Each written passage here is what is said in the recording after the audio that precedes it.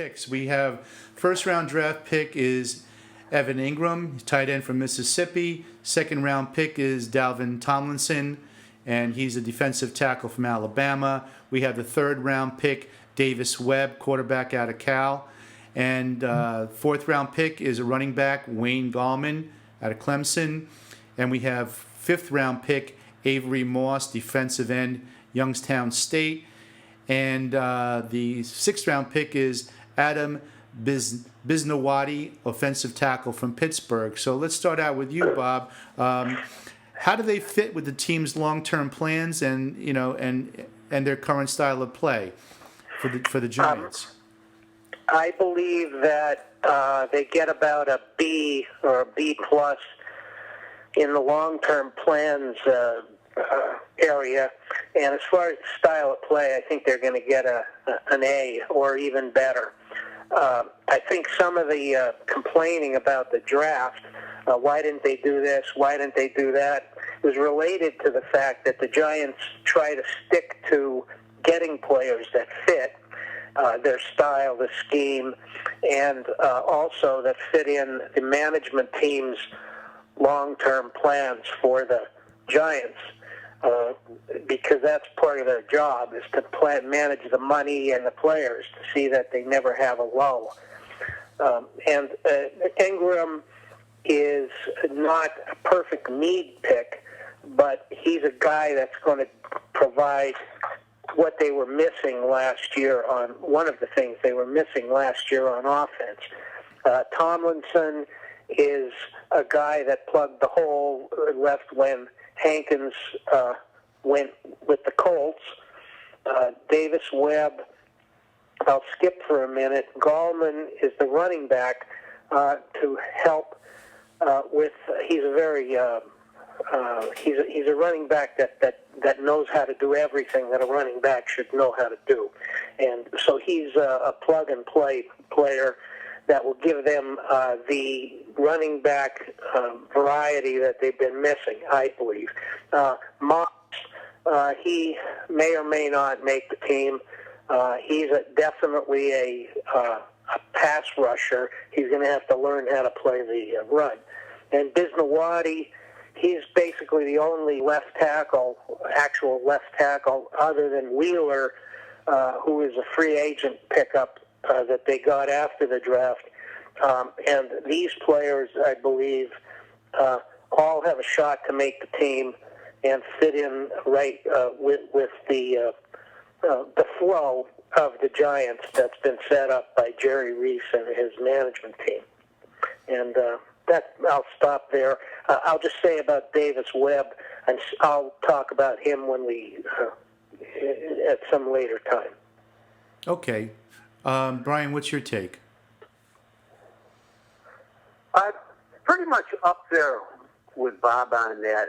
Ed, you know this. These other two fellas, I don't think, do know it. I never posted my mock. But I actually got 3 out of the top 4 Giants picks correct. And since I didn't want a quarterback, you can figure out which one.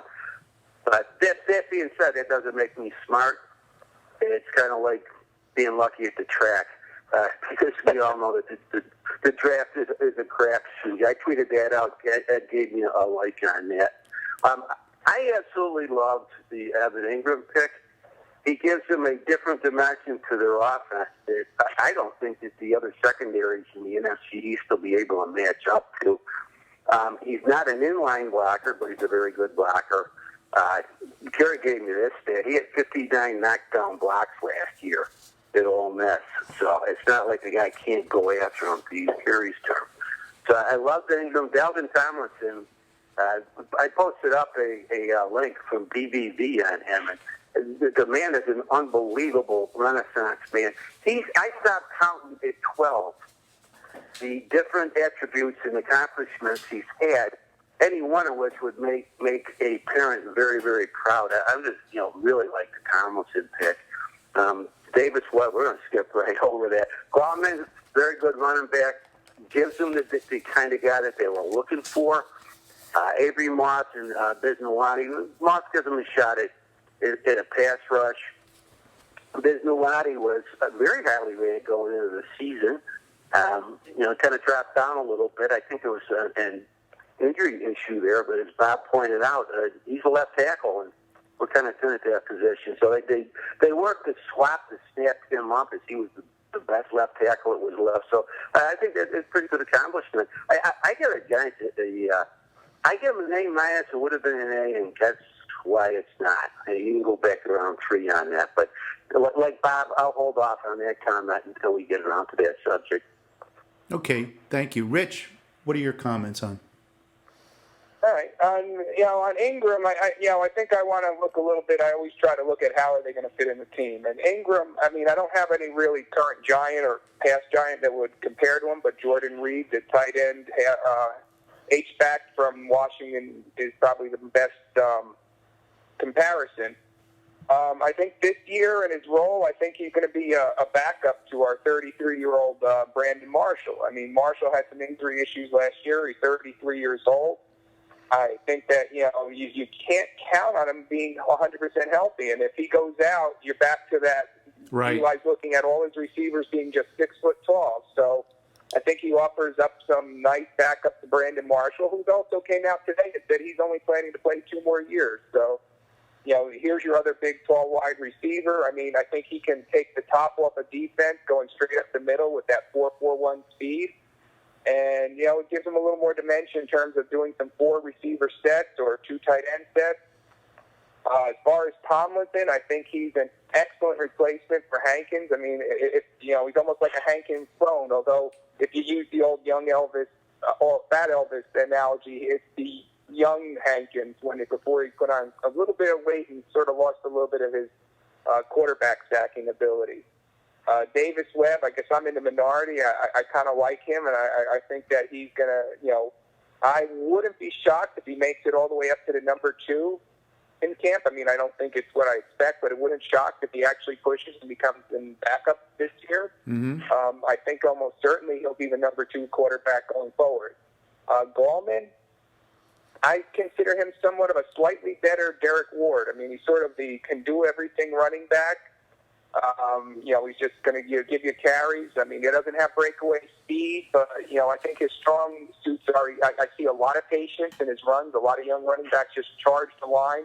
I think he has the patience to set up blocks and look for what he can do. He's also got a nice jump cut. Moss, he's very raw, but he's got all the tools to be a good backup defensive end who could rotate in and give some pass rushing down. Like I said, very raw, maybe a 4-man's Justin Tuck. And Biznawadi, Jerry Reese compared him to David Deal, and he's a very smart gentleman. I believe he was an academic All-American, and he's very hard-working, gritty.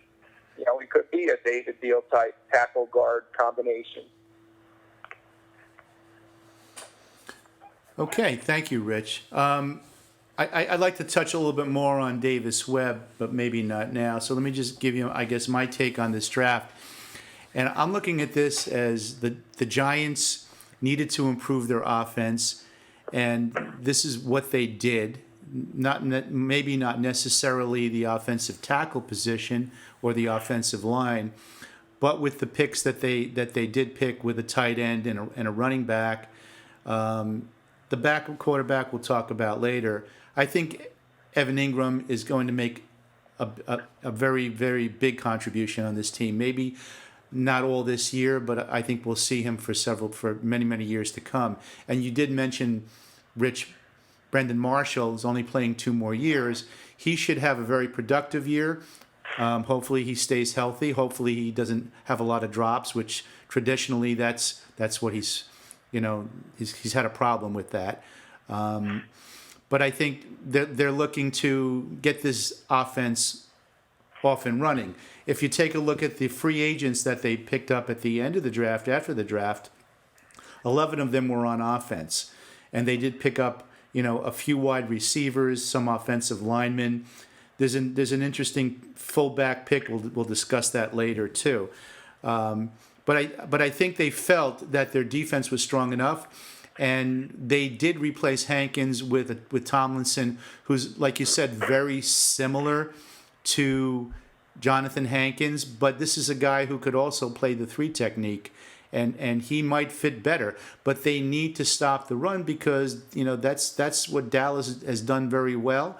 And then I take a look at what did the other teams do, and they're looking to exploit the Giants somehow so like the Eagles, for example, they picked a defensive end, 2 cornerbacks. I think they had an idea of what the Giants were doing, and they also picked up a safety and a defensive tackle. So they're looking to keep up with the Giants offensively and still keep the Giants in check, because Giants have 4 really good offensive weapons right now for receivers, and they have a couple of strong running backs. And if the offensive line does gel, with the Giants doing so well on defense, I think they want to keep up. And same thing with the Redskins. Their first pick was Jonathan Allen, who fell to them as a defensive end, and then an outside linebacker and a cornerback. Those were their first 3 picks. One of their 4th-round picks was a safety in Montel Nicholson. And then the Dallas Cowboys picked up Taco Charlton, defensive end, 2 cornerbacks next in the draft. So I think that they're looking at each other and what they need to do, because every team plays each other 2 times. So that's 6 games, so important that you really need to dominate those division games. So that's my take on that. I'd like to touch on the quarterback thing. I'll give you my take on it. I think that Jerry Reese and McAdoo, I think they're looking at Eli as they're not quite sure. I think based on their comments, they feel that he needs to have somebody like to compete with, somebody that he's looking over his shoulder, that he needs to stay on his game. I believe that they were not 100% happy with Eli Manning last year. A lot of the reasons were not his fault, but I believe that they feel that some of the reasons that the offense didn't take over had something to do with Eli.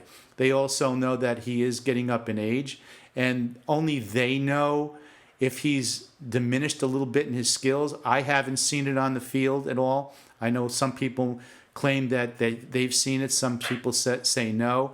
But I think they looked at this Davis Webb pick as somebody who could be developed into a very good NFL quarterback, and they didn't want to pass on him, or they wouldn't have picked him in the 3rd round. They would have waited till next year, just by the fact that they did that. Bob, what are your comments on the Davis Webb pick for quarterback? Okay, I'm the logical guy to go next, because I don't know if you followed what I wrote on the bulletin board, but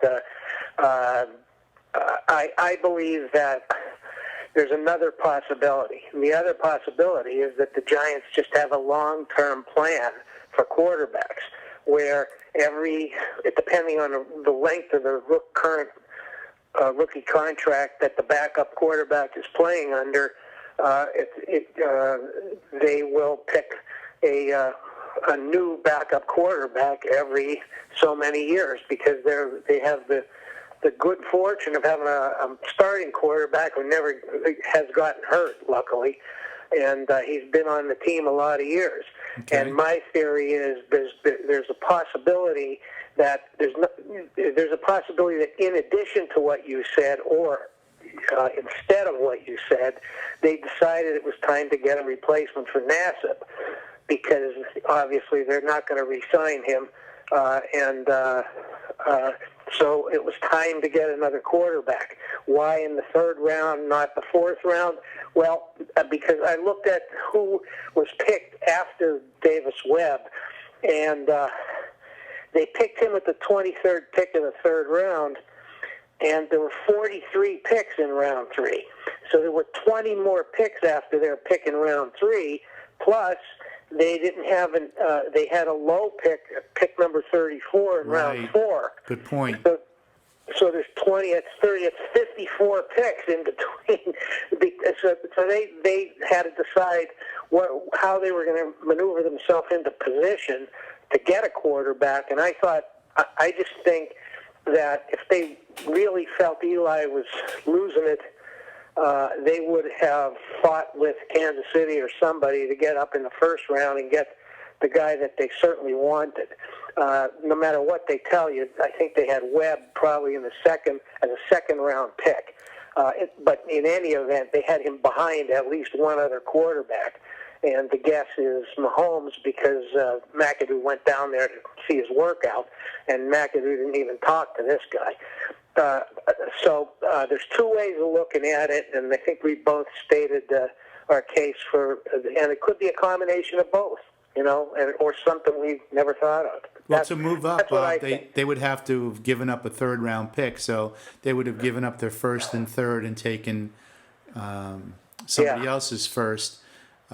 Yeah. So to get up they in would the first round. They would have lost the pick, and I don't know. Do you think Mahomes would have been that much of a better pick than Webb? And Mahomes beat him out, Mahomes beat him out in college, but he really didn't. I question all of the quarterbacks in this draft. Okay. I think maybe there's one guy, and it's going to be somebody nobody was talking about, like Peterman or somebody else, like Tom Brady or somebody that comes out of nowhere. I think the rest of these guys are not going to have a shot, although, God bless them, and I hope they all have good luck, but I don't see any of these guys as being a future NFL genius quarterback. So do you feel that Davis Webb as a third-round pick was a better investment than Mahomes, where he was picked as a first round? Yeah, if they could have got him in the fourth round, it would have been even better, but I think they felt that there was no way. Like I said, there was whatever I said, 50 picks or something before their next pick. So you like it? That's a good move then, to pick him in the third as opposed to Mahomes in the first. Yeah. Okay, very good. Rich, how about you? Well, I have a bit of a different take on Webb, and a little bit of it's reading the tea leaves. I think that that you look at the comment that Ben McAdoo didn't speak with him, and I have to think at that point that means that the Giants had probably mid to high second round grades on Davis Webb, and that they predicted, these quarterbacks tend to get taken a little higher than their grade. I think they figured he would go low first round, high second round, and that's why they really did not expect him to fall to them. So they went and, they did not have Ben speak to him because they didn't anticipate he'd fall into one of their windows, as Jerry Reese would say. Mm-hmm. But on the other hand, he had said that, Tomlinson was was the highest graded guy on the board, but as we know, it doesn't mean he was the only guy graded that high. So I think what happened was he was graded up there, but they needed Tomlinson to fill that Hankins void. And when he fell to them on 3, they were very, very happy to grab him. He was the best fit. He was actually probably the best need fit at that point. If you look at the guys taken after him, there's not a lot of impressive prospects that came off the board after Davis Webb. Absolutely agree with that. Yeah, I checked that too, Rich. Yeah, and I think that the thing about him is he's got great intangibles. He's got a great work ethic. He's got a strong arm. He's athletic. I mean, he's one of the top athletic quarterbacks. And a New York personality too, right? He's a guy that he's a guy that would definitely fit with his personality in New York and his poise. Yeah. Oh yeah, and he's got time now to learn what Eli, and he's got the And here's something that you got to remember: when you draft a quarterback, even if he just sits on the bench, as soon as he becomes the number 2, your typical backup quarterback costs you somewhere between $2 or $3 million a year in cap space. At the third round pick, Davis Webb is going to cost about $500,000. So each year he'll save the team $1.5 to $2.5 million a year being the backup, even if he doesn't see the field. So Evan Ingram, the first round pick, would you agree, Rich, that was a pick not of need but best player available regardless of need? However, the second round pick, because I'm reading into what your comments were, Dalvin Tomlinson was a pick that was a need pick, but also best player available, a combination of both working together. Is that what you meant by your comment? It's kind of funny, Ed, because, I was thinking about a lot of this in preparation, and, I probably wasn't as disappointed with the Ingram pick as I started looking at how this board, looking at mock drafts and how this looked board, and knowing that, Jerry Reese loves clean picks, meaning that there's no mental issue, character or mental issues. There's no physical. They fit all the size, speed, weight, dimensions. There's no question marks in their playing. So, there wasn't a lot of players that were going to be that ideal need versus value.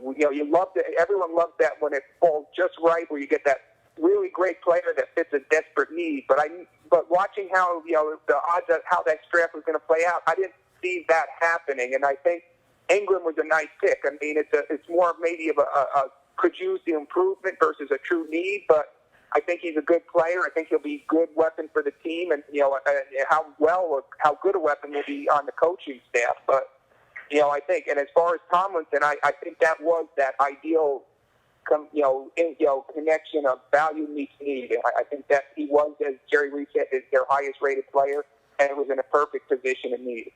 Okay. All right. Thank you. Brian, what's your take on this? On exactly what, Ed?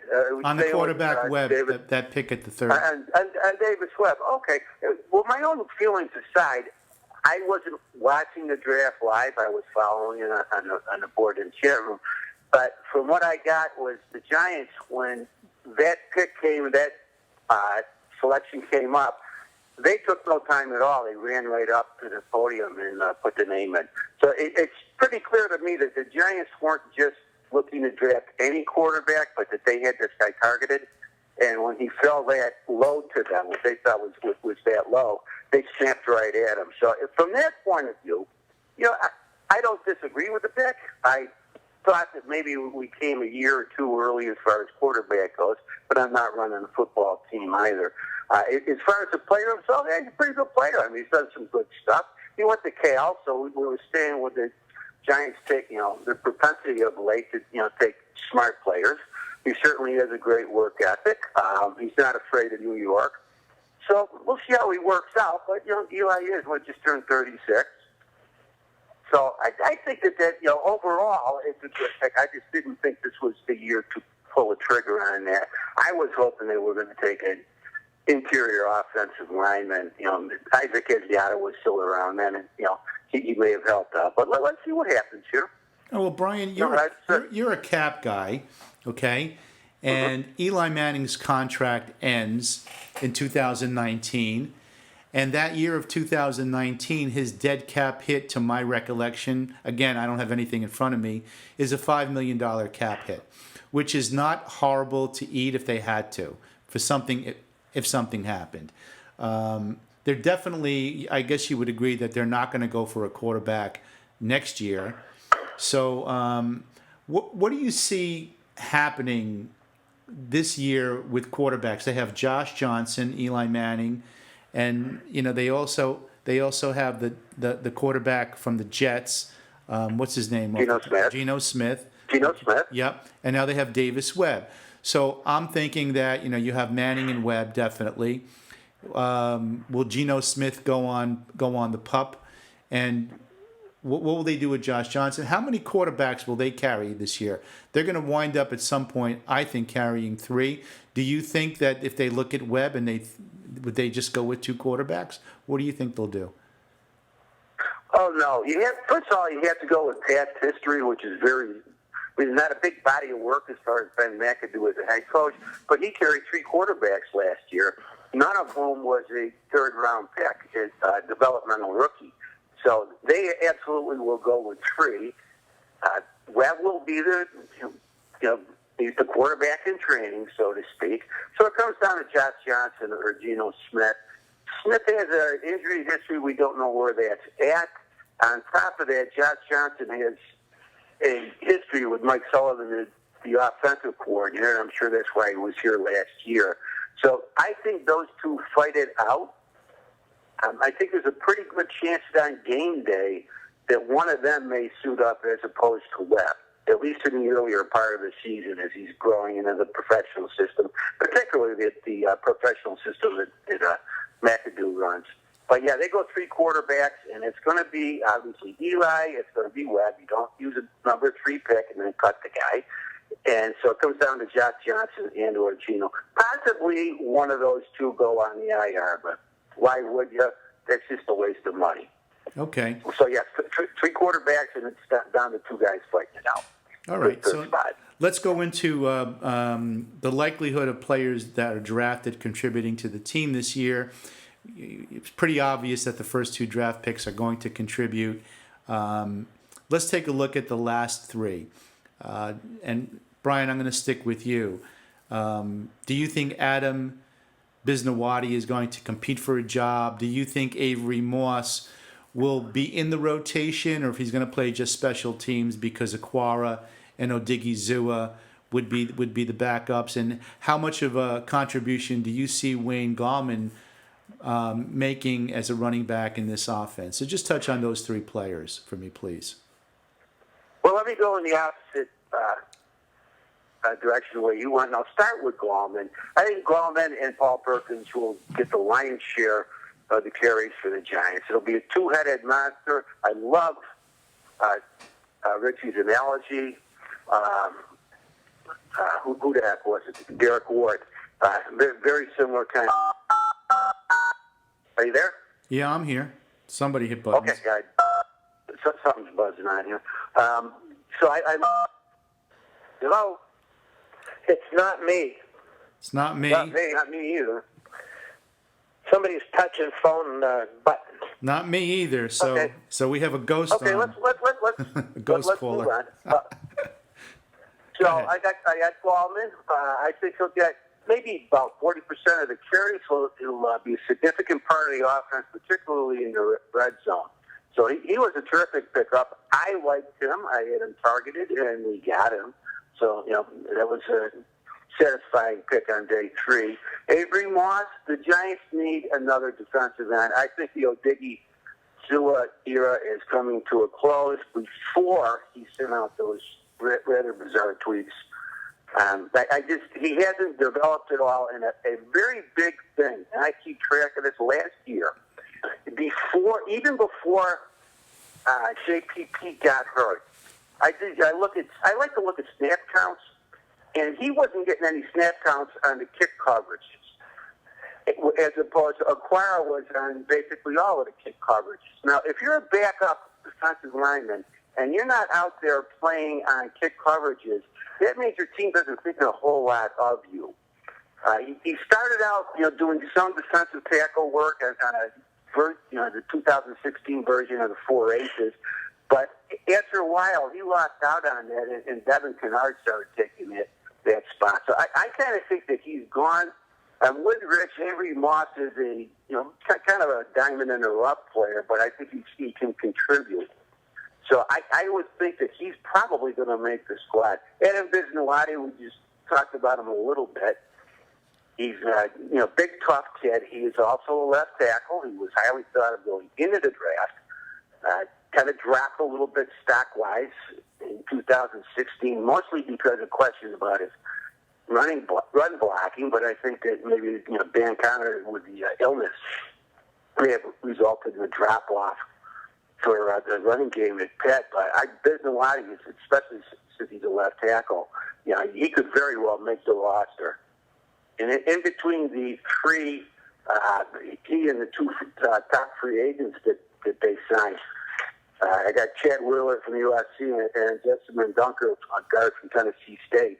Now, you're probably going to get 2 out of 3 of those guys either making a team or at the bare minimum, ending up on the practice squad. But I think Bisnawadi will make the team. Okay, Rich, I'm going to go to you next. I'm going to guess that you think Bisnawadi will make the team, and will he be the swing tackle if you agree with that? Yes, I think that that would be his most likely shot is to become the swing tackle, backing up especially Eric Flowers. He may not see a jersey that often because I think he's really kind of competing with Bobby Hart a little bit. I'm kind of anticipating Bobby doesn't, although maybe I'm being a little presumptuous, that Bobby Hart's going to lose out to Fluker at right tackle. But I think that Bisnawadi down the road, with a little more time, he might also swing into guard. I mean, I don't know if he'll be getting a game jersey this year, but I agree with Brian. I think he's going to make the team. Brian, how many offensive linemen will they carry this year? 8? Yeah, I think that they'll carry 8. Because that's what they've traditionally done, and it's what they did last year. And I'm going to make another point on that. There's a question of the quality of the talent on the Giants' offensive line. So, well, if your line's a little subpar talent-wise, that means your 7 and 8 guys aren't very good. Well, that would mean that your ninth guy isn't even that good. So why bother taking up a roster spot when you can beef up another unit on the team? So I think that they stay with 8. That's what they traditionally do. And there's nothing that indicates to me that they'll do anything otherwise. Bob, would you agree with that? Eight players, do you think? Oh, I didn't think about that, but I think 2, 4, 5, 6, 7. Yeah, 8 is how many offensive linemen they're going to carry. But unlike everyone else, I think they're going to have 4 tackles. And maybe one of the other guys thinks the 8 is going to include 4 tackles, too. I don't think they're going to have a swing guy at tackle. They have enough trouble getting any tackles. Mostly they have a bunch of guys that should be playing guard. I think they're going to, Bisnawadi will make the team, but only as a left tackle, and they're going to have another guy on the other side, who the loser of the Fluker-Bobby Hart competition, who is going to be Fluker, is going to get kicked inside, and it's going to be between him and the Canadian guy to see who's the the extra interior lineman. Brett Jones. Yeah, Jones. Because they can also, almost all of those guys can play guard. Bobby Hart played guard. Fluker got moved in by San Diego. And the only one is Bisnawadi that can't. Well, they probably could, but, he's very, he's not a prima ballerina. And I believe that he's a right tackle and not a left tackle. It's going to be between him and that guy Wheeler from USC, who's probably a better prospect because he has everything. He's extra rough, but he has everything that an NFL left tackle needs. He's very mobile, just doesn't have a whole lot of experience, and sometimes he just looks like he's wandering around out on the field. But they picked him because he's as a free agent, undrafted free agent, because he has the size, he has the athletic ability, he has everything that you want except the experience and the results. And these coaches are good coaches, and they know, or they think they know, when they've got a player that they can ring out NFL quality results. And I think they believe in him, and I think they're going to do it. He could play both sides. If he can make the team, he could be a swing tackle. So for the audience, Chad Wheeler is an offensive tackle who was an undrafted free agent signed by the Giants from USC. And Bob, you mentioned the versatility of the backups. So you have Brett Jones, who could play center and guard, and you have Bisnawadi, who is a tackle, who may be able to play guard, but we definitely have Bobby Hart, who can play guard and can play tackle. So we have some versatility there. You also have Justin Pugh, who can play tackle and he can play guard, and we also have Rich Berg can play guard and tackle, and Fluker can play guard and tackle. So there's a lot of versatility. They could right. If they have some injuries, they could move some players around. Very good. Right. Very good. Rich, did we touch on you at all? Yeah, we did already. So, Rich, I want to go. No, not on the offense. Oh, yeah, we did. Sorry. We did, yeah.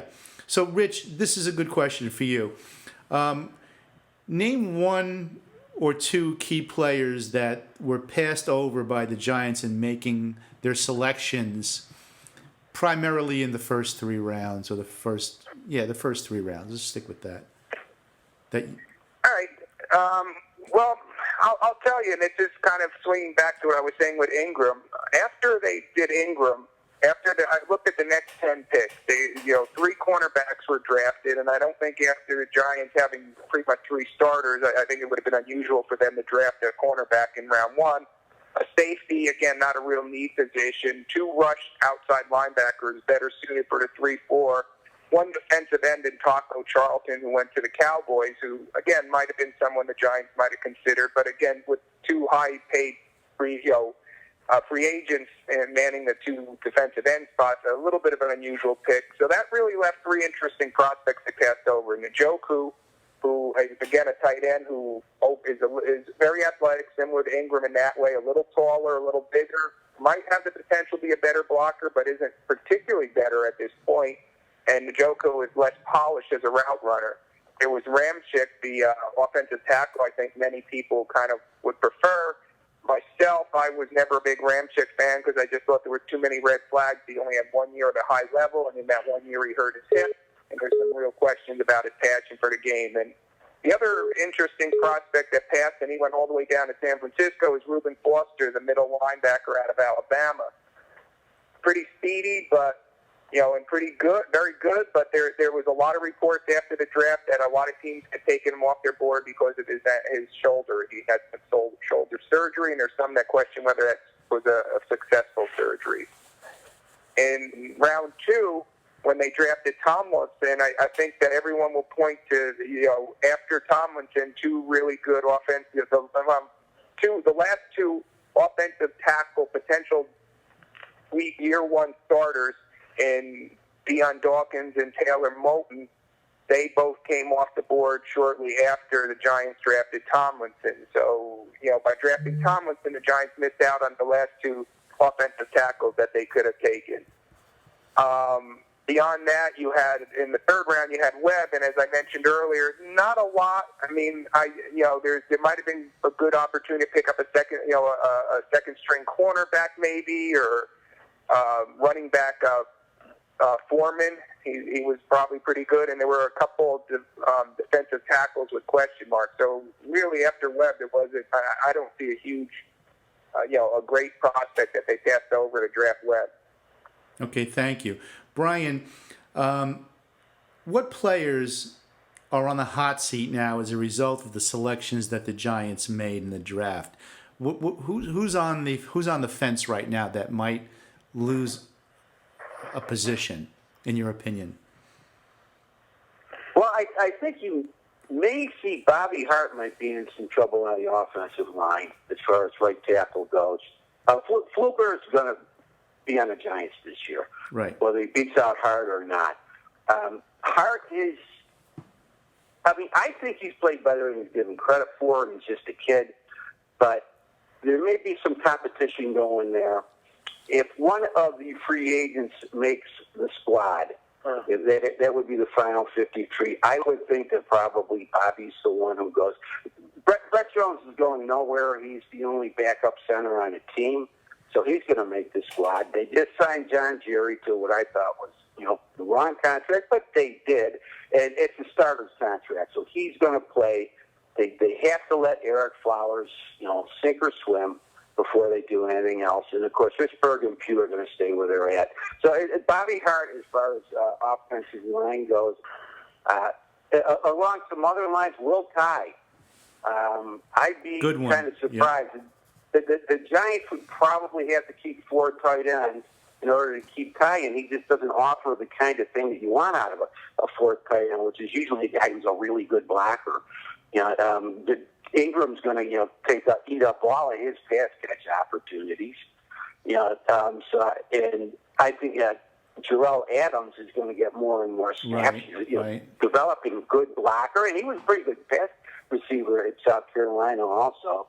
And of course, Ellison is, he's like a road grader. So Will Tye is another one that I think you may see an issue with. Davis Webb, we talked about the quarterback situation. Darkwa, I don't see Darkwa making the squad. And we're going to have too many running backs right there. You're going to have 3 to 4 that are going to get the stamps.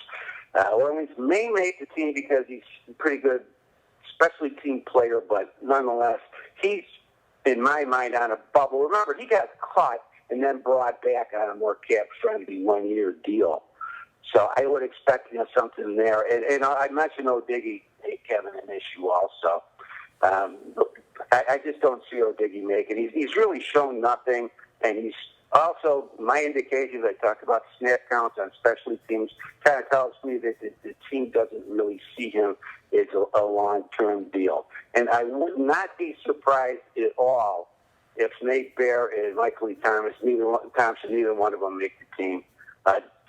Michael Thompson, just because sooner or later you got to say, the guy's played about 1/4 of football. Keeps getting hurt. We don't know what we got there, but we can't JT Thomas, you're talking about? JT Thomas, excuse me? Well, I assume JT Thomas is a cap cut as soon as it becomes favorable. I can't possibly see him making it. So you're talking about Nat Burhay, the safety, JT Thomas.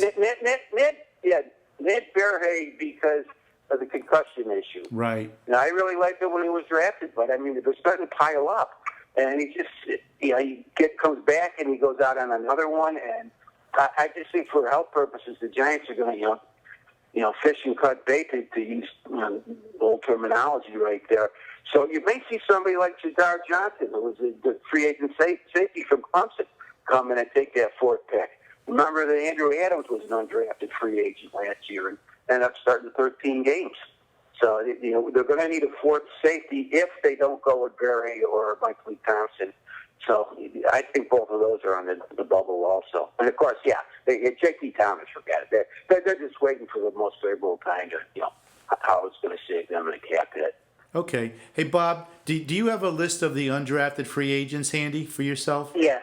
I got a question for you. You mentioned Chad Wheeler. Right. I'm looking at Shane Smith, a fullback out of San Jose State. Take a look at this list, and there's a lot of players on this list, and they've been touted as a pretty good group of free agency signings. Which ones do you think are more likely to make the team as opposed to the rest of them that are just camp fodder or just bodies out there because they need to get snaps in? You're right. That is a good question, and I think that keep an eye on Evan Schwann, the guy, defensive end from Penn State. They had a pretty good team this year, and he was a pretty good player on a pretty good team. Mm-hmm. So he's got what I call, he's within striking distance of being able to prove that he's worthy of an NFL roster. Some of these other guys I don't know. Of course, but Chad Wheeler, I think that was a good one. I think he should have been drafted. I know why he wasn't drafted. It was a good reason not to draft him, but he was definitely a primo undrafted rookie free agent. As far as Jessamine Dunker, he's issued a couple of tweets telling the rest of the league to watch out for him. So I figure he'll at least have enough gumption and energy to make some noise at camp. So I'm looking for him as a possibility. The other, and of course, Jadar Johnson. So you already talked about him. The defensive lineman Jaron Jones from Notre Dame. He's mostly I guess like Evan Schwann, he's probably within striking distance of NFL quality too, if he has a good camp. Other than that, anybody that's on here that's a wide receiver, although I've heard a lot of people touting one of these Travis Rudolph from Florida State, right, saying that was a great signing.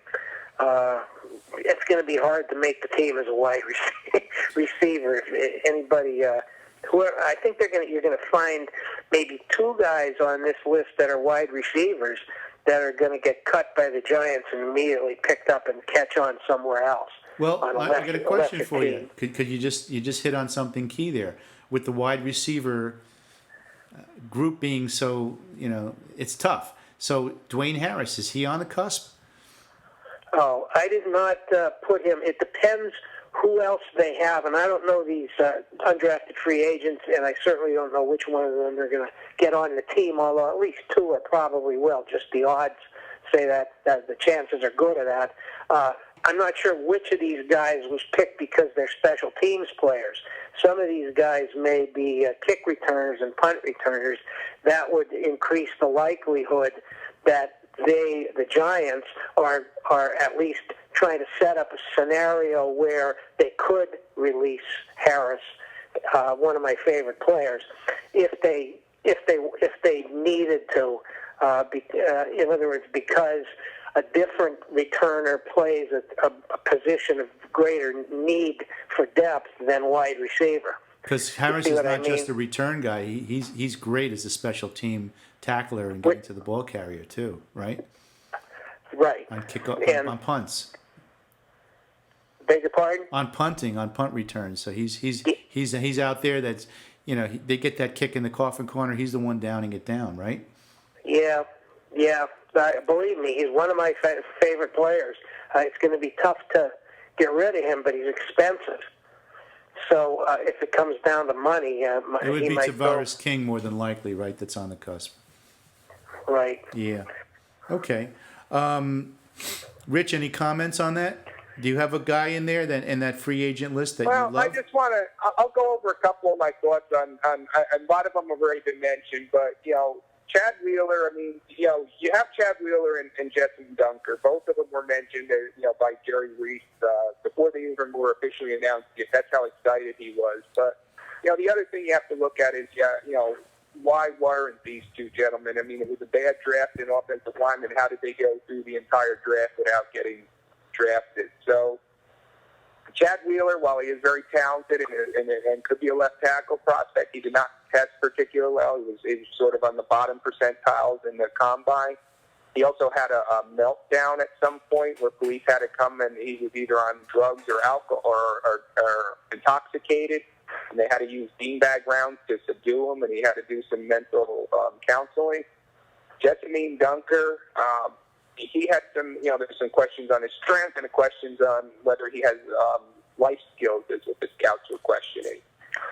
One thing I would say about Jessamine Dunker, if I was him, the moment I got into camp, and we should watch when training camp goes, will they teach him to snap? Because, one of the guys that wasn't mentioned that I see possibly on the bubble is Brett Jones. If one of these guards learns how to snap, that's Brett Jones' ticket to staying on his team. And I'm not a huge Brett Jones fan. Not that I don't think he's got good character or is a decent player, but he gets hurt way too quickly. I mean, he hits 8 snaps and you get hurt, and that is tough when you're counting on him as your backup. So I think those guys, Jaron Jones, like that Bob talk, great guy, but the reports on him was he's a bit lazy, which he's got vine-like arms. If he puts it, the light goes on, he could be a real vine. Push Bromley out the door. Another guy that could, if Jones starts to get it, Bromley may be on the out. And Jaron Jones, I liked him. As Brian said, he's a good safety, and Travis Randolph, if he finds that, if he can prove himself as a gunner, maybe, as you guys said, Dwayne Harris is out the door. Well, the Giants did not pick a linebacker in the draft this year, and they only picked one player. They only signed one player in free agency. That's Calvin Munson, linebacker. Do you know anything about that player from San Diego State? He's a better pass coverage and run block, although I don't even think his pass coverage. I've heard mixed reviews. I mean, some say he was pretty good and should have been drafted. Others said free agency, priority free agent is pretty much where he's at. I mean, I don't think he scored particularly well on the college Pro Football Focus, their college version. I do have heard that.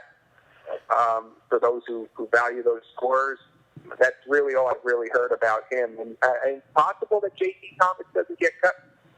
Maybe they are planning to keep him. Well, I got a question that I kind of touched on with Patty Traynor last week, and I didn't really ask the question. I wanted to see if she would comment on it, because I asked if Odigizua was out of position. Do you think Odigizua could be a Sam linebacker? When he was coming out, there was some talk, and they did do drills, and he showed he could be. He was one of those prospects that they said could be a rush linebacker in a 3-4 or a defensive end on a 4-3 team. So I always find that the rush backer is kind of like a little bit of a Sam backer in the 4-3. So it's a potential, although I believe they have a gentleman, I don't remember his name off the top of my head. He was from Notre Dame. He was out of football for a year that they had swung off defensive end and was playing him at linebacker last year in camp. I see him more like that defensive end. Didn't hear you, Rich. Put the phone. You're fading out. Yes, I'm just trying to, that there was a gentleman from Notre Dame that they had from last year that I think that, unfortunately, while you have a good point about O'Diggy going there, I think that, I'm sorry, I got his name, Ishaq Williams. Okay. Ishaq Williams. I think that if he wasn't on the roster, then maybe they would try moving O'Diggy. But with Ishaq Williams already sort of in that role, I don't see them making that move. In coverage on a tight end, do you think he can handle the coverage of a tight end?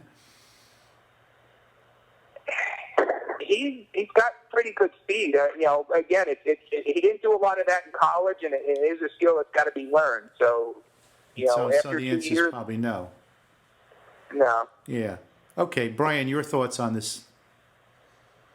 Well, first off, when O'Diggy was in college, he was considered a run-stop guy, not a pass rusher. So he hasn't learned the trade, and he's not living up to it. I just don't think that he's going to make the team. Between the injury problems and the bad tweets and everything else, the lack of production, sometimes you just got to let a guy go and move on. As far as the other undrafted free agents, the Giants seem to sign a lot of pretty good, highly rated free agents. Chad Wheeler was considered a fourth round, and Justin Mendonca a fourth round. Jaron Jones, I should say, nose tackle from Notre Dame, was considered a fifth-round pick. He may be a player who makes the squad. I forgot to mention, Brownlee may be on the bubble this year. I think he'll probably make the team, but I wouldn't be surprised if he doesn't. Jaron Jones is a monster of a man. The Giants like Robert Thomas, so the other defensive tackle. If you remember last year, they signed him, then he was sick for weeks. They kept him on the active roster. So there's something about him they like his game. I have a comment about that. I don't want to interrupt you until you're done, but I have a comment about that. Everybody made a good case for Tomlinson over picking an offensive lineman in the second round, and I agree. And I can give one more reason for Tomlinson is because he can also back up Snacks. They need a backup for Snacks, and the guy you're talking about is the backup for Snacks. Sure is. Yeah, just back up one tech. That's right, but Thomas. he's bigger than Tomlinson. He's got a lot of sand in his pants, and that's why they kept him on the roster. Don't forget, anybody can get injured, including our best lineman. And if he gets injured, they got to have somebody to put there. Well, Tomlinson actually played. One of the things with Tomlinson is that he's lighter than his strength because he was a wrestler. Yep. If you look at the film of him as a wrestler, he's not carrying. If you look at Hankins looked 30 pounds overweight. Watch the Alabama. Tomlinson looks about 0.2, pounds overweight. So there's a little bit of difference there. You're getting a lot more out of him. Watch some of the Alabama game tapes from last year. I watch Alabama's every single game. Tomlinson actually played against two guys a lot. Right, you did. Okay. Yep. And that's why I think they're going to probably not need Thomas. They didn't. I don't know if they liked him or not, but they sure did activate him every time. And I think that's why. And I think he's going to go unless he's improved or whatever. Because I think if you have two guys, it depends. It actually depends on the lower guys. Because it depends where they have better second line players.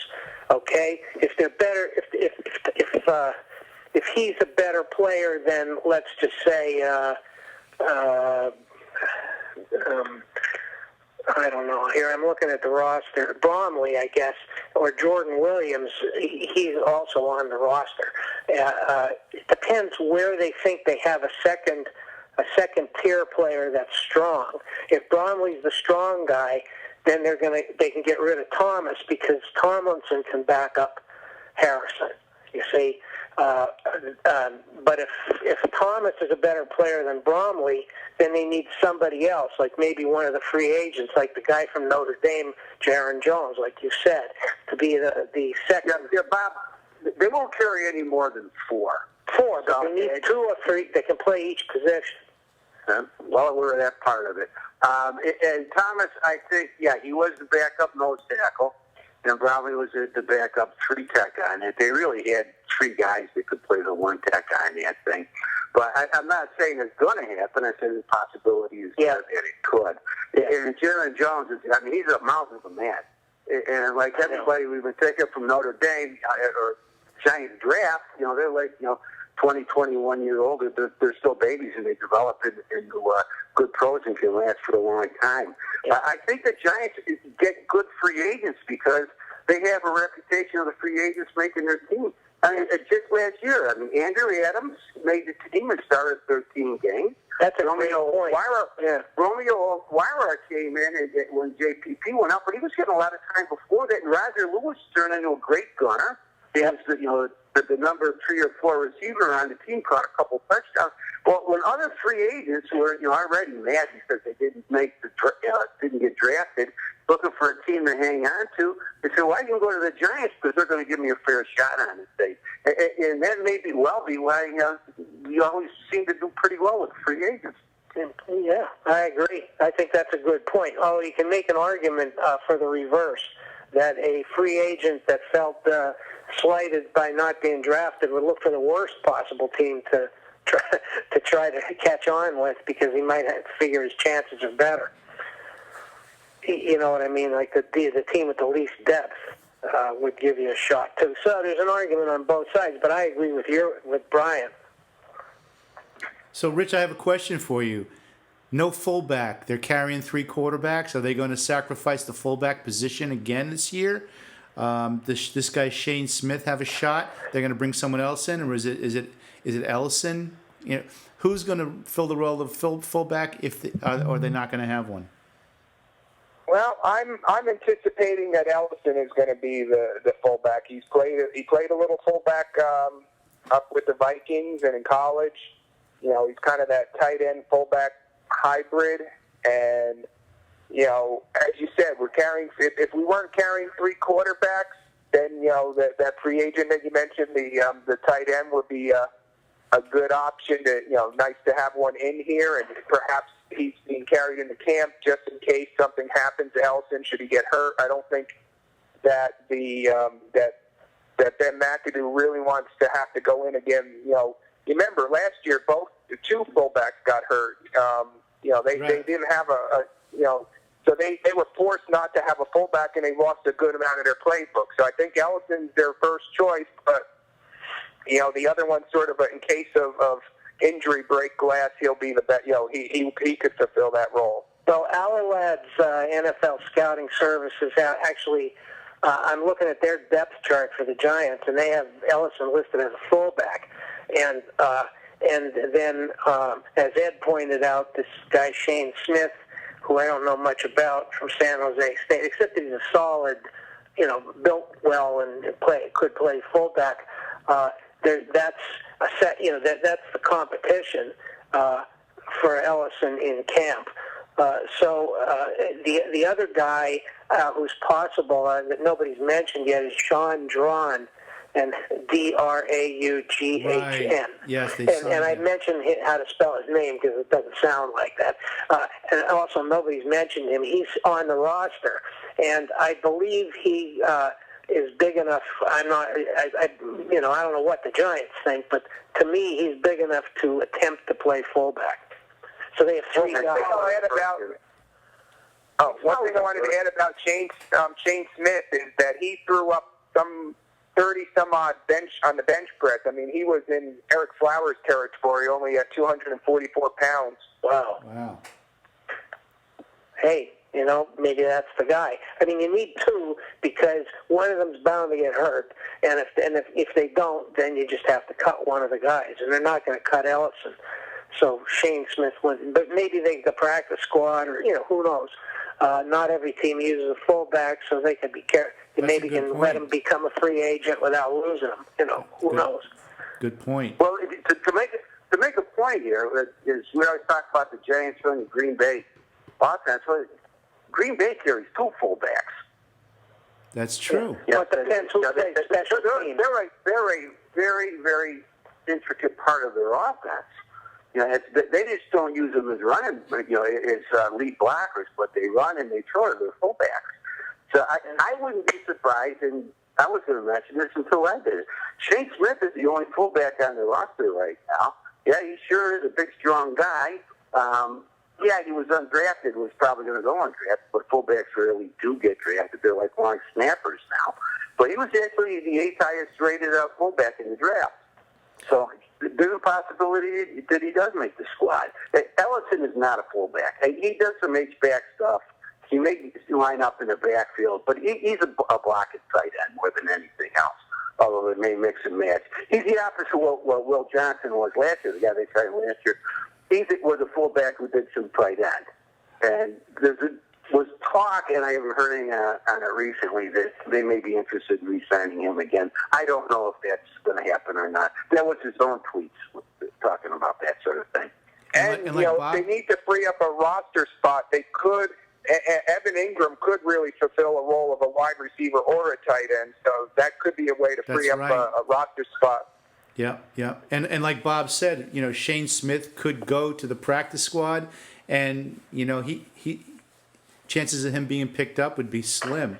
And when they want to call him back, what would they say to him, guys? Shane, come back, Shane. Shane, come home. Yep. Pop needs you. Okay, so what else is missing from the team right now? What key ingredients are they missing? I know we've talked about it on the board that they may be lacking a bruising 1 yard, be able to get that touchdown, at the goal line, kind of a running back. What are we missing on this team? Backup corner, fourth cornerback. Fourth cornerback, or maybe a good fifth one. cornerback, depending on how you look at it. Yeah, they're going to need 5 cornerbacks there, so there's some work to be done there. As far as the bruising, running back, did anybody watch the national championship game with a Saul Gallman running through that tremendous Alabama defense? Yeah, he is a short yardage guy amongst other things. So I think we're going to see it on that.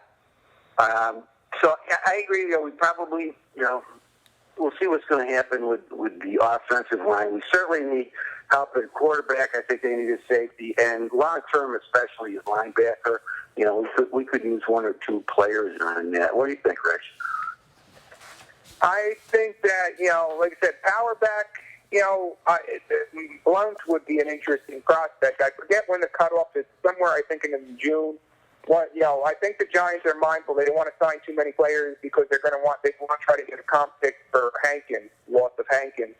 But Blount, if he lasts, might be a good power back. And you know what? It depends on Flowers. They may, how he does in spring. They may be in the need for a starting left tackle, someone like a Ryan Clady or a Dunlap, who might at least be a serviceable left tackle for a season. Yeah, I have to disagree with Brian. I don't think Gallman's going to prove. I know he fulfilled that role for Clemson, but I'm not so sure about Gallman as a get me the yard on the goal line type of guy. I think that's why when we discussed the issue on the board there about grabbing a power running back, Blount, I said, yeah. I think they really need a guy like that, unless that fullback is the kind of guy that can lug the ball, but then they don't have anybody to block for him. So I really think that when Brian said Dart was not going to make the team, I can almost, injuries aside, I can almost guarantee it he's not going to make the team. Because if it's a choice between, they don't need him anymore. Gallman is like a better version of Darkwa. Plus he can block. And so I think that they're missing a guy that has the power of a fullback, but the ability of a halfback to run behind a fullback and to score touchdowns. They're missing that. Okay, Brian, you had a couple of topics you wanted to introduce. So anything that we didn't touch on already, what do you want to touch on? Well, first of all, it was taking a look at the other teams in the NFC East and how they drafted. I take a look at the Cowboys. Taco Charlton is a defensive end, and I think it's a really solid pick for them. They needed a pass rushing defensive end. He's a good all-around right defensive end. Other than that, they seem to be chasing their own tail, trying to fill out their secondary. They took 3 cornerbacks and a safety. The best of the bunch is Chidobe Awazui. I hope I pronounced that correctly, from Colorado. He's a nice player. Jordan Lewis, cornerback from Michigan. How many Michigan guys went in the draft? About 1,000, especially everybody on their defense. But the other 2 are late-round picks. They lost their whole secondary. So Dallas still has a lot of problems on the defensive side of the ball. You can tell how a team is going to look from themselves by how they react in the draft. And they only took 2 offensive players, and both of them were mid to late round wide receivers. So Dallas certainly sees themselves as a defensive team. And the Eagles, they took Derek Barnett in the first round, but Connor Barwin's gone. They didn't take the option on Marcus Smith. Benny Logan's gone. Bo Allen, the defensive tackle, has a pec injury. We know how that works out with their history with Will Beatty. They did sign Timmy Jernigan, but I think they're not as strong on the defensive line. And the number 2 pick, Sidney Jones from Washington, he tore his Achilles at his pro day, so he's probably not going to play at all. They also want some in the secondary sort of thing. They did pick up Donnell Pumphrey, a running back from San Diego State. He's a Ricky Sproles clone. Other than that, situational player here or there. They haven't greatly addressed their wide receiver. Matt Collins, wide receiver, North Carolina, kind of a tall guy. Sheldon Gibson, a little scat back from West Virginia. Interestingly, they took 3 players from West Virginia. Washington, they went heavy on defense. Defensive end, linebacker, cornerback, strong safety, cornerback, but they were not a good defensive team. So they kind of, dressed on that, but they lost 2 big wide receivers, and they didn't take any wide receivers in the draft. They did take another tight end, even though they still got Reed Davis and Niles Paul. So it sounds to me like the other teams had, more glaring needs and are looking to fill them on a long-term basis. But all in all, I think the offseason, if you add up the free agency, re-signing your own players, and through the draft, I think the Giants are better than any one of the other 3 divisional rivals. What say you, Ed, or Reg, or Bob? Rich, you go ahead. All right. I think that what the last part you say is very important, Brian. I like to, especially for the other teams, because we may not follow them as closely in the off season. You got to look at both free agency and the draft together and how the teams have done. And I think the Cowboys had a pretty good draft, but the problem is that they pretty much have to, they lost so much in free agency that it was just sort of if everyone they hit on all those picks, they will be treading water talent-wise, and if that. So, the Cowboys, they will be lucky to be as talented as they were last season. On top of that, they got a little bit of Father Time nipping at their heels with Jason Witten. The Eagles, I really see them as a team to beat this year. I mean, they lost a couple free agents, but they did sign a few free agents. Barnett is a little bit of a boom or bust. I mean, he didn't test well at the combine, but he was very productive. If he proves to be a good end, hey, that's great. Sidney Jones, as you said, he's a red shirt, so his impact won't be all that much. Darnell Humphrey, I know everyone's comparing him to Sproles, but I actually see him more as Dave Meggett type of clone. I think he has more of that Dave Meggett third down return type guy. I think, they also picked up a couple of cornerbacks to upgrade their weakest position. As for the Skins, I know a lot of the people in the draft community are raving that they got a real steal in Jonathan Allen.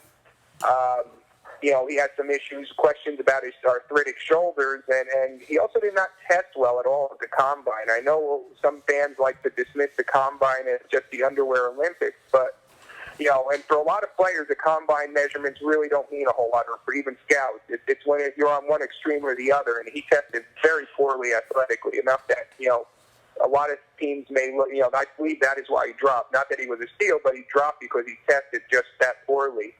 But they did pick up a nice running back. Samji Kareem was someone, that power back that I was kind of hoping the Giants were going to be able to snatch. They picked him up early in the 4th round. And the other thing I was kind of surprised with the Skins is they lost their two starting their two starting wide receivers, and Garcon and Jackson. And in return, they signed Terrell Pryor from the Browns, and that was it. And I was kind of expecting that they would take a wide receiver earlier than they did, and I was a little surprised about that. So, I think the Redskins might have gotten a little better. I really think the Eagles were the ones that have helped themselves the most this offseason. Brian, I got to give you an apology. I never read your questions because I figured that you would just handle them, your topics. But then I'm looking at them, that there's like 3 of them here that I already brought up already. So I apologize for that. It wasn't intentional. I just want you to know that. Oh, I got it. That's cool. Okay. I pretty much went through the different draft picks through the rounds, and we've done that. And so, yeah, we touched on pretty much everything that I wanted to touch on, other than doing the draft grades. So, Bob, do you have any comments? I mean, I already commented on this topic. I'll do 30 seconds. I'd like to combine what Rich and Brian just said. Rich said that every NFC East team had a good draft. I agree. I think the Cowboys did good. The Redskins did better, and the Eagles did best. But Brian made a good point. It's real question of what's the overall result, considering the guys they lost, the free agents they got, how well they fit, and all that. And I agree that it comes out different. Even though everybody had a good draft, the Giants improved their team, and they started out with probably the best team. And they improved their team more than the other 3 NFC East rivals in total, when you look at everything that's been done since the last game of the season. Okay. Brian, what other topics you want to hit on? Well, we touched on the free agency, and that was one of the bigger things that I wanted to talk about. We've talked about re-signing our players. We touched on that just a little bit. I do want to ask, is the top 2 picks in the draft, their effect on their respective units. I'm going to go to Rich on this. And Evan Ingram, do you think the Giants should have went another direction in round 1, or do you like the pick of Evan Ingram, and how do you see the Ingram affecting the Giants' offense in 2017?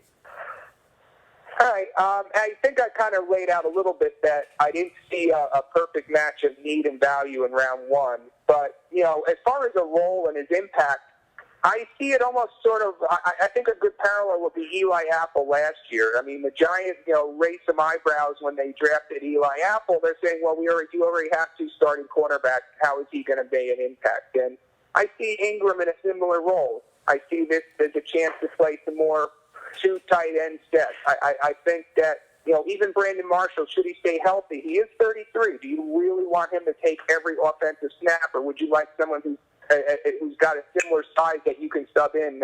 Because I think he can line up wide too, and I think that he's going to be the guy that can give Marshall a breather.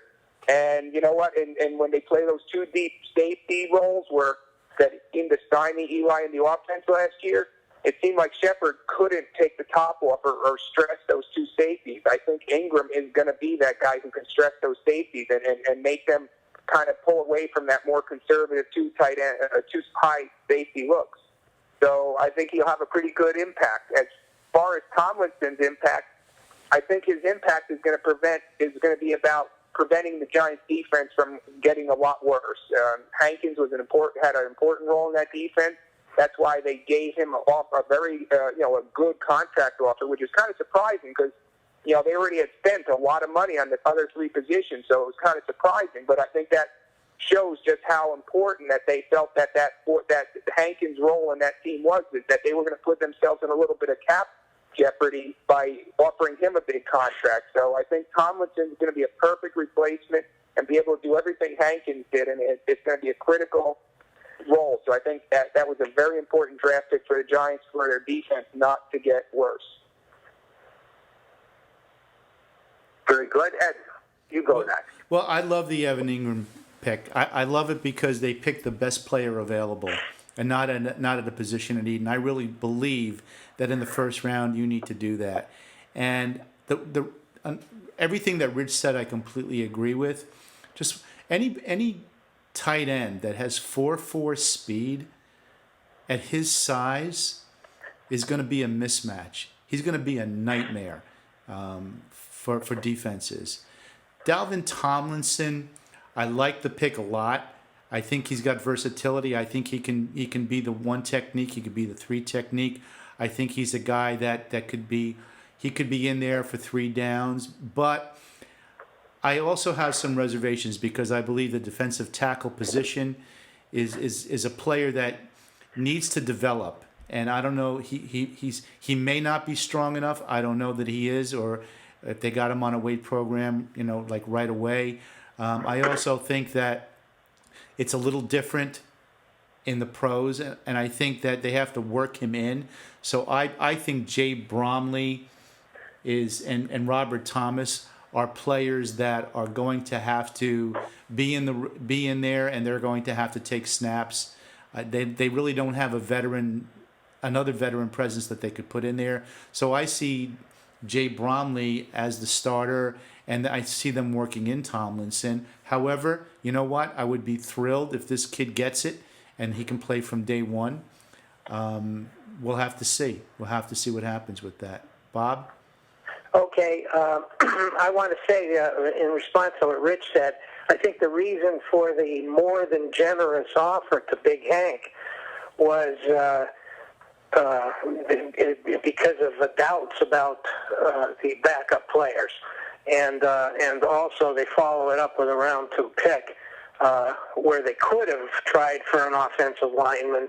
Although I didn't like, I like Dawkins as the number 1 offensive lineman in the draft, but not necessarily as a tackle, just as a guy likely to succeed.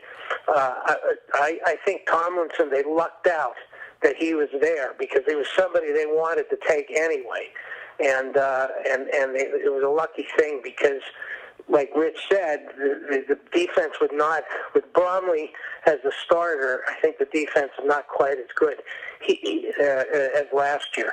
He's still pretty easy to move for one guy, and so I was glad to see Tomlinson picked, and when I read his story, I was even more glad to be a Giants fan, and I'll gladly root for him.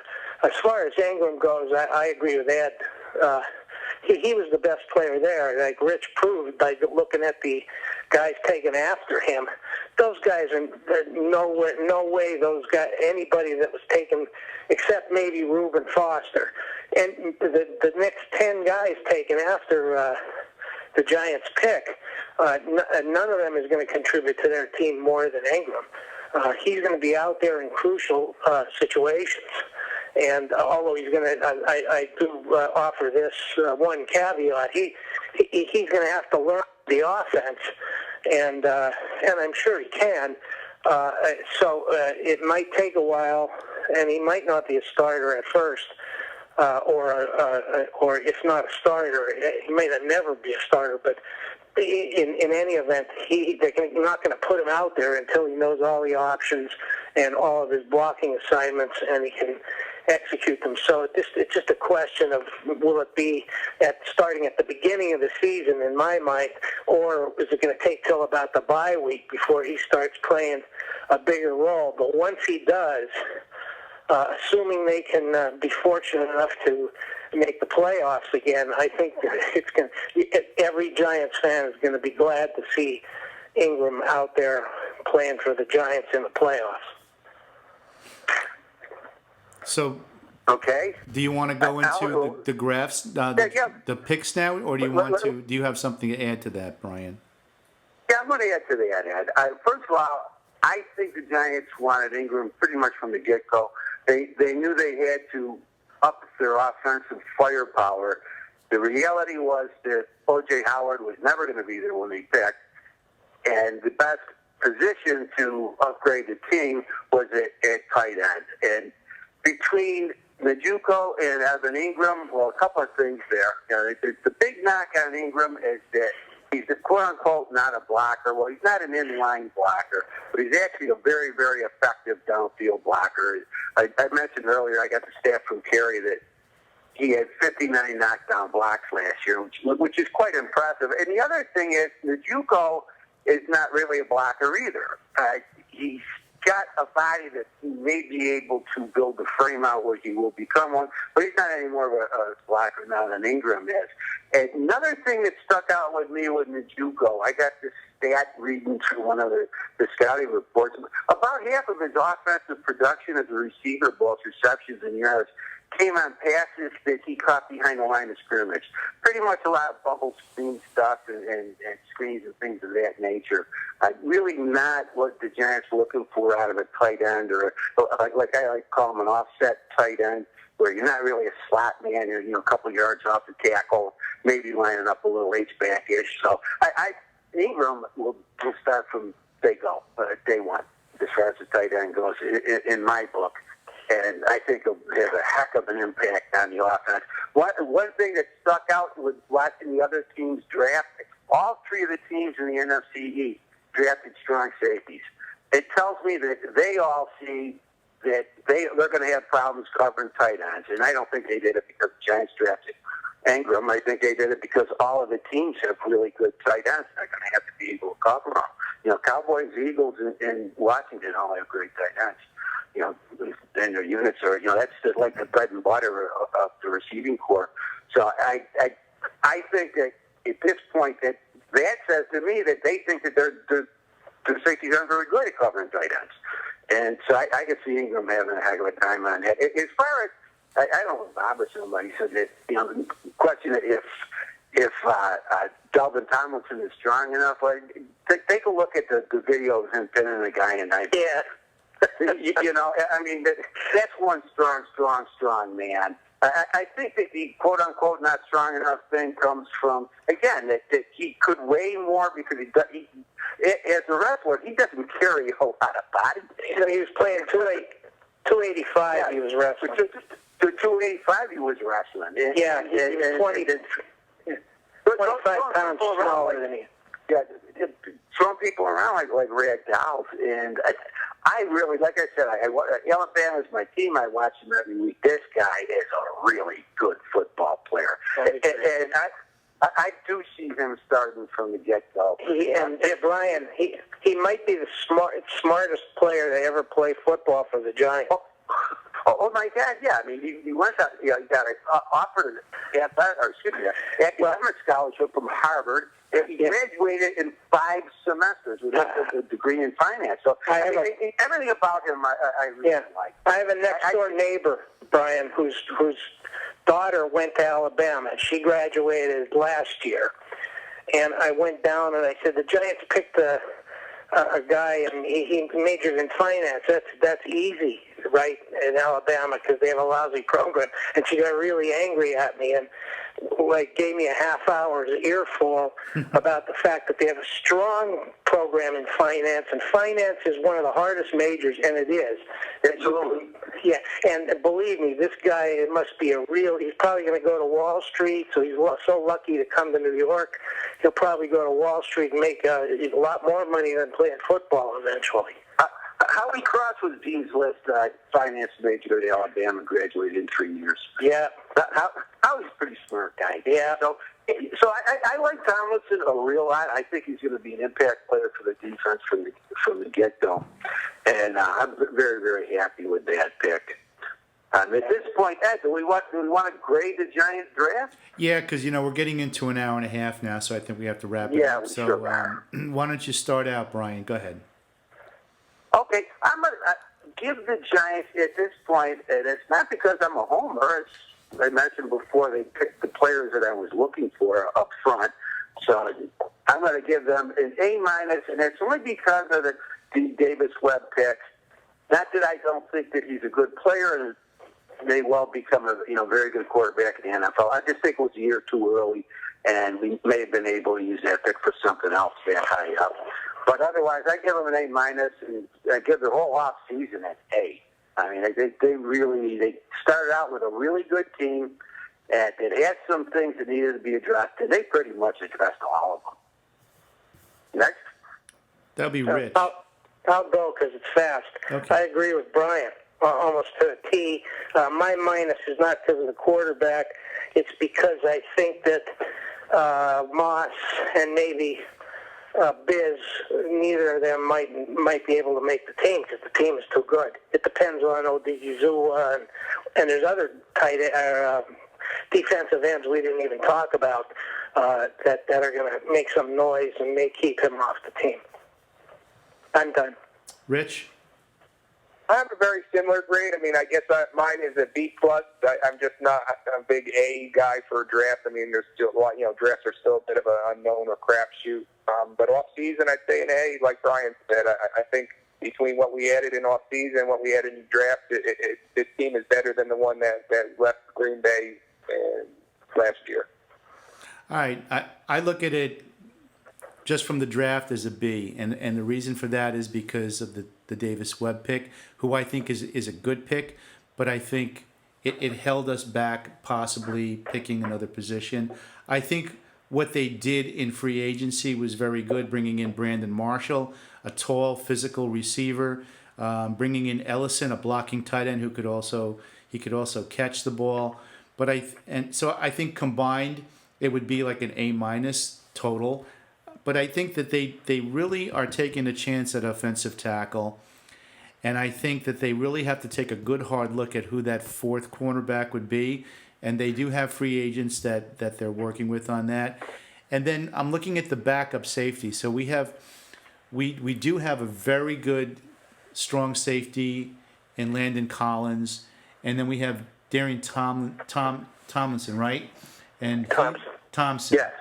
And he only played a few games, and he looked good, but we don't really know what's going to happen with him. And if there was some luck in there, he looks like a good player. But who's going to be the third or the fourth safety? And I think the third safety position becomes important. They don't have a Leon Hall.